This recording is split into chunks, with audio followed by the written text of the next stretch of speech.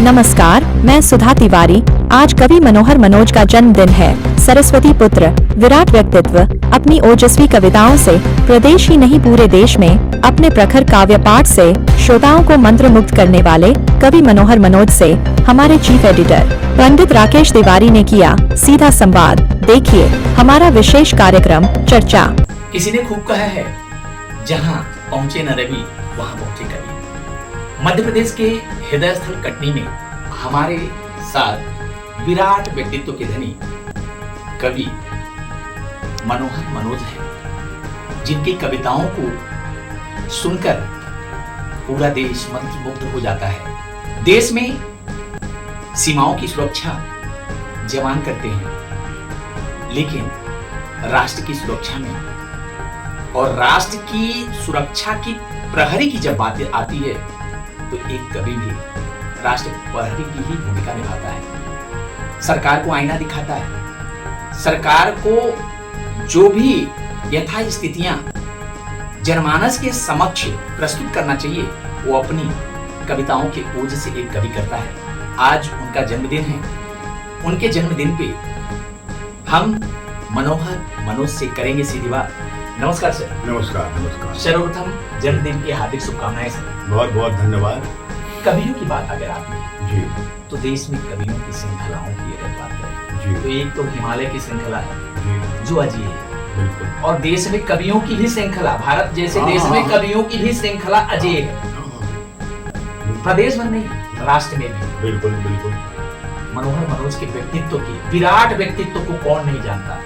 लेकिन आज कवियों की बात करें तो किसी ने खूब कहा है कि राष्ट्र प्रहरी की भूमिका जवान भी निभाता है और राष्ट्र प्रहरी की भूमिका कवि भी निभाता है।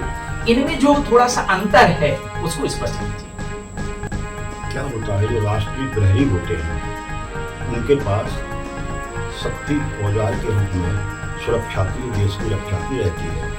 हम कवि लोग हैं वाणी पुत्र, हमारे पास शब्द होते हैं और शब्दों से भी प्रहार किया जा सकता है, दिशा दिखाई जा सकती है। इसलिए एक टंकार ध्वनि होती है। युद्ध के समय पहले नगाड़े बजते थे, एक जोश आता था।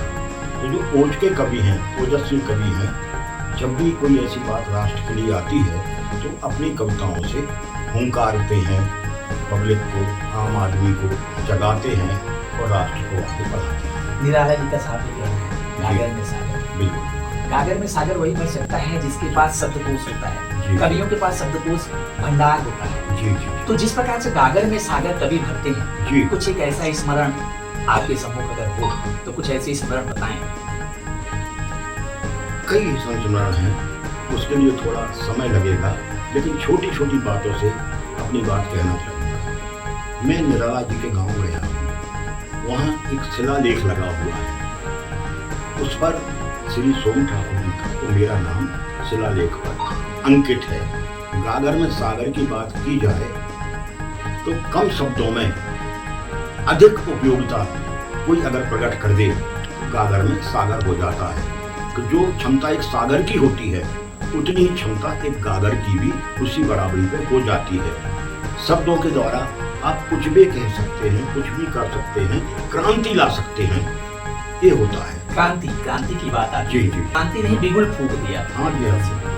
तो उस दौर में भी अगर देखा जाए, निराला जैसे कवि जी और सारे कुछ ऐसे भी कवि हैं कि बिल्कुल। जिन्होंने स्वतंत्रता के आंदोलन में एक ऐसी छवि जी। प्रस्तुत किया जी जी कि आज वो पूरे इतिहास में पंजीबद्ध हो बिल्कुल। गए। सुभद्रा कुमारी चौहान जी से लेकर के जबलपुर के रामकृष्ण दीक्षित विश्व, जिन्होंने लिखा लाल तिरंगे के ऊपर, लाल किले की दीवारों से भारत ने ललकारा है, पुर्तगालियों गोवा छोड़ो, गोवा आज हमारा है। ये उन्होंने लाल किले से पढ़ा था और पूरे देश ने इसको दोहराया और एक क्रांति आई और देखिए गोवा को मुक्ति मिली। कवि में शक्ति होती शब्दों की। गोवा भर को नहीं, पूरे राष्ट्र को मुक्ति मिली। बिल्कुल बिल्कुल। आपके टंकार बिल्कुल। से आपने अभी एक शब्दों में टंकार का भी उपयोग किया। जी एक होती है तोपों की जी भयंकर आवाज होती है और धनुष की टंकार, जी लेकिन कवियों की वाणी भी जो होती है बिल्कुल। वो किसी टंकार से कम नहीं है। बिल्कुल बिल्कुल। स्वास्थ्य को लेकर के देखिए जी तो अगर हम बात करें तो 12-13 सर्जरियां शायद 16 ऑपरेशन दिल्ली के एम्स अस्पताल में मेरे हुए हैं हार्ट के। वहाँ पर डॉक्टर राकेश यादव हैं जो HOD हैं। उन्होंने बड़ी कुशलता से दो बार तो मेरा हार्ट डिवाइस लगाया। 14 अटैक के बाद, 16 ऑपरेशन के बाद अब हार्ट बचा है कुल 10%। लेकिन कोई ताकत है, कोई शक्ति है जो मेरी मदद कर रही है। वो कौन है पराशक्ति ये तो नहीं मालूम, लेकिन जब तक उसका आभास हो जाता है। डॉक्टर राकेश यादव ने हिंदुस्तान के 200 हार्ट स्पेशलिस्ट डॉक्टरों को दिल्ली में बुलवाया, उनकी कॉन्फ्रेंस की और मुझे खड़ा किया। इस व्यक्ति को देखो, मनोहर मनोज को, कि अभी मैंने इसके परसों ऑपरेशन करके टाँके लगाए हैं और ये माइक पर खड़े हुए हैं। इतनी जीवटता आदमी में होना चाहिए। एक बार तो ये बोले कि मनोज जी इस बार आप नहीं बच पाओगे, अगर 8 दिन तक बगैर करवट लिए सीधे लेटे रहो तो आप बच जाओगे। ताज्जुब की बात है, 2-2.5 घंटे अगर कोई सीधा आप लोग लेट कर कभी देखिए, बड़ी बेचैनी लगती है। और मैं सचमुच 8 दिन और 8 रात सीधा लेटा रहा। घड़ी की ओर नजर जाती थी, रात के 9 बजे हैं।